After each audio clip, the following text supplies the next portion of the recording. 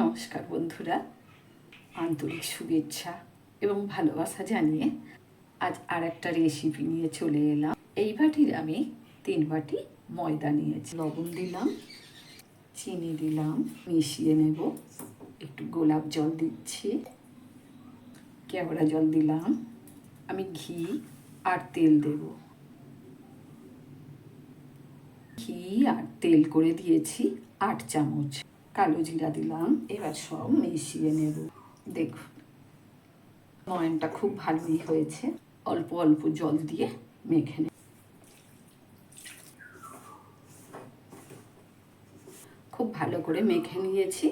ওপরে তেল দিয়ে দিলাম, চাপা দিয়ে রেখে দিলাম। আমি ঘন্টাখানেক পরে আসবো। ময়দার সাদা তেলের মিশ্রণ করে রেখে দিলাম। এটাও বেশ কিছুক্ষণ আগে করে রাখলে ভালো হয়। 1 ঘন্টা পরে চলে এলাম। এবারে আরেকটু ঘেঁষে নিয়ে আমি লেচি কেটে নেব। দেখুন কতটা সুন্দর, ঠিক যেমন রুটি পরোটা হয় সেই রকমেরই সাইজের লেচি কাটছি। মাখাটা কত সুন্দর হয়ে গেছে। এবার কিছুক্ষণ রেখে দেবো লেচিগুলো চাপা দিয়ে।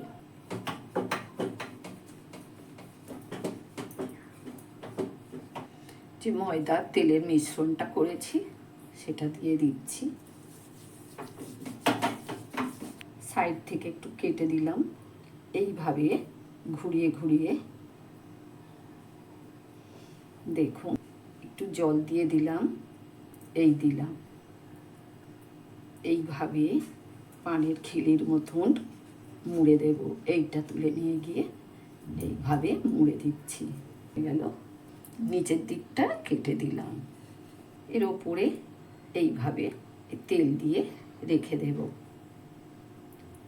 সবকটা এইরকমই করে ফেলবো। এইগুলো পরে আবার লেচি করে নিয়ে ওই একই রকমভাবে করে নেব।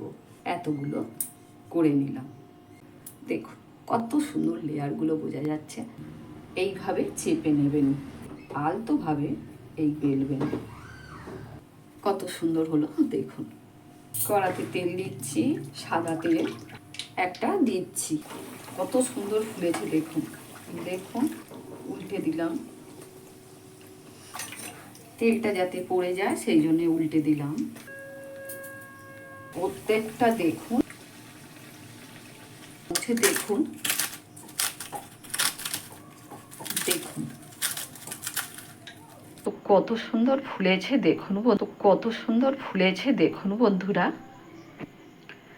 আর আমি তো দেখালাম কত মচমচে হয়েছে।